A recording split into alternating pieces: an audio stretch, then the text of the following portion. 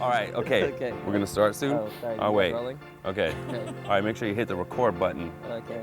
Yeah. Okay, good. Okay, good. That's all I know about filming.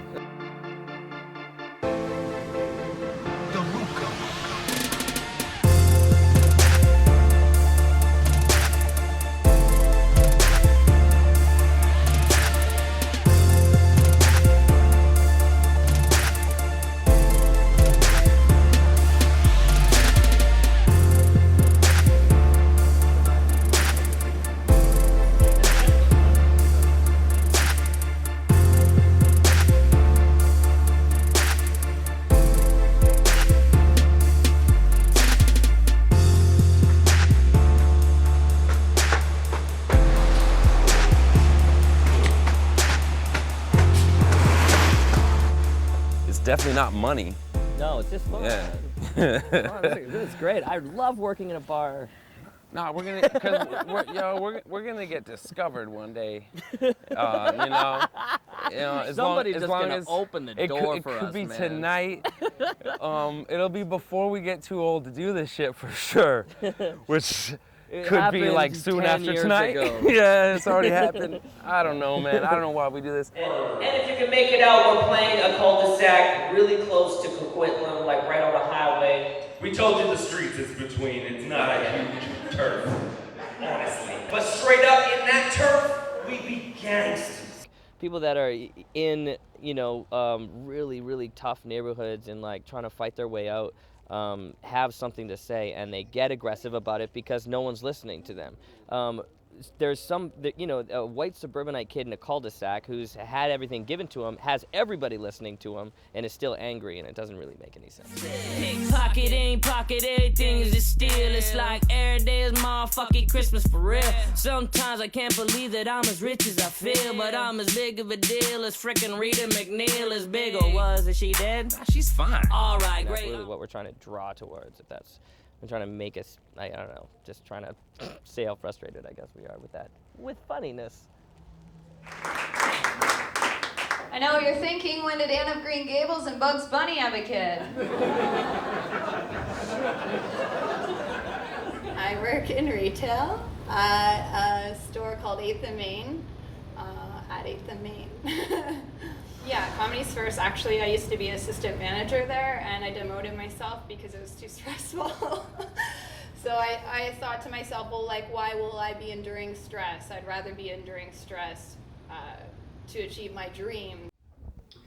I learned how to masturbate by way of the public pool jets across the road from my house.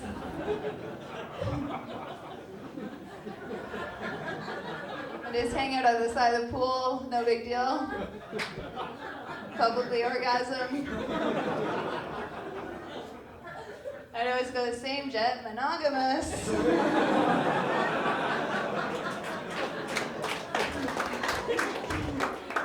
And I won cleanest vagina on my block that year.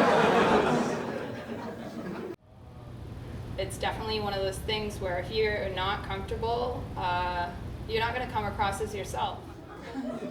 But one day I was sitting there doing my thing, tapping that jet, yelling, "Cowabunga, yabba dabba doo!" Or whatever preteens yell when they come.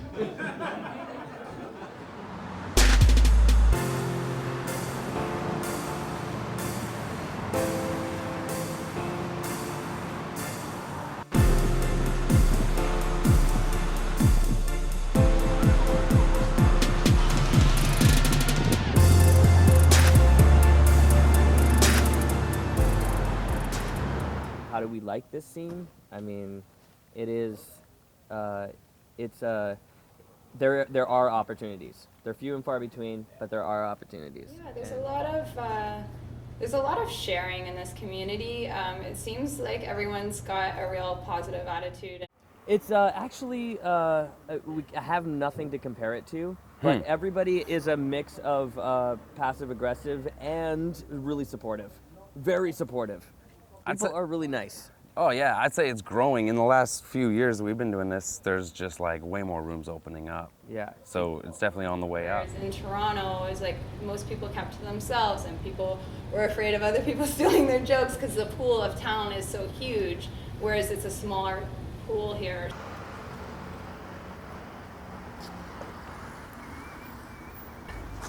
Funny you should ask. I have been to his shows, yes, at least once, to all of them.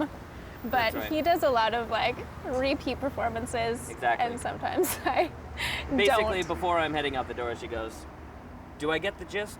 Have I? Are you doing anything new tonight? Are you doing anything new or?" I like pretending that there's no camera at all, ever. That's the best part. Like as if it's just like totally watching us. Well, we're both. She's sympathetic to art because she's an artist as well, but she's very professional. And I'm just biding my time because, you know, I've convinced her somehow that I'm not a flaky artist. Once you hit a certain level of income, anything beyond that doesn't really like make a difference in your happiness level. Ow!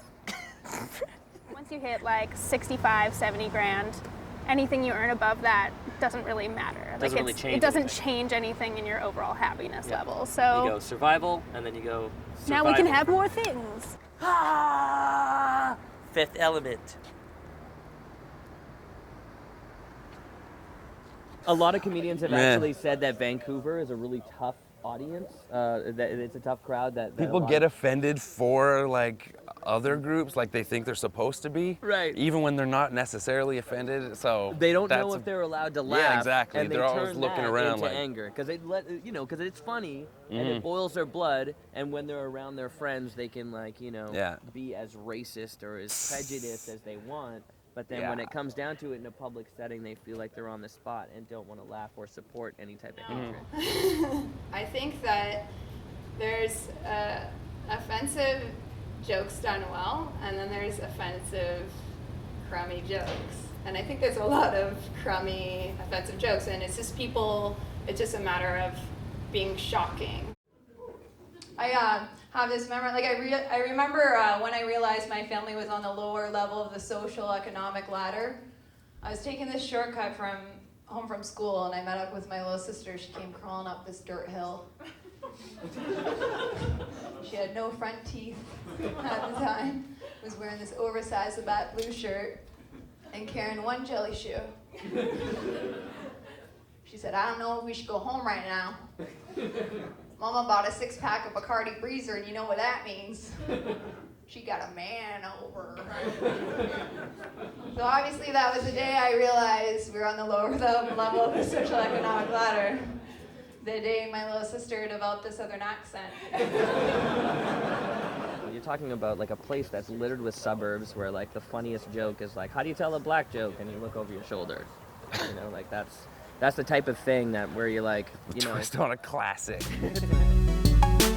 Hey there, how you doing? What's your name? Who cares? Do you have a boyfriend? If so, does dude share? Don't worry about the camera, just ignore it. It's a movie. You're not using your vagina. Be a sport and give it to me. I'm sorry. You're good. You know, success is happiness. You know, we got to be happy. That's the biggest thing. That's all that matters. You live the life that you want to. As tell the jokes that cheesy you as want that to. may Yeah, sound. I know. Of course it's cheesy. Whatever. We're hippies. Why are you still doing this shit? 'Cause I ask myself that every day. I ask him that all the time. All the time. But no, No, I don't know. It's fun. It is. As long as you're working hard and constantly keeping yourself in the circles and keeping your ear to the ground about new shows, like you should be all right.